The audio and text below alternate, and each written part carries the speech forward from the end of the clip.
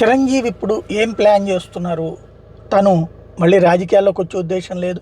అటు మోడీ పిలిస్తే వెళ్తారు, ఇటు రేవంత్ పిలిస్తే వెళ్తారు. అంటే అటు కాంగ్రెస్ పిలిచిన వెళ్తారు, ఇటు భారతీయ జనతా పార్టీ పిలిచిన వెళ్తారు. మొన్న రేవంత్ పిలిస్తే వెళ్ళలేదు, అక్కడ ఉన్నటువంటి పార్క్ ఓపెనింగ్కి. అట్లాగే మోడీ ప్రోగ్రామ్ అని చెప్పేసి కిషన్ రెడ్డి పిలిస్తే వెళ్ళలేదు. ఎవరు పిలిచినా రాష్ట్ర స్థాయి నాయకులు, ముఖ్యమంత్రి స్థాయి నాయకులు పిలిచినప్పుడు వెళ్తున్నారు. అంతకుముందు జగన్ పిలిచినప్పుడు వెళ్ళారు.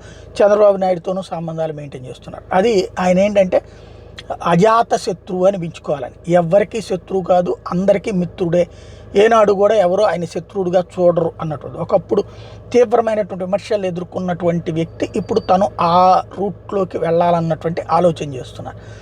అదే బాటలో ఇప్పుడు విజయసాయిరెడ్డి కూడా ప్రయాణిస్తున్నారు. విజయసాయిరెడ్డి ఒక రకంగా అందరికీ విలను.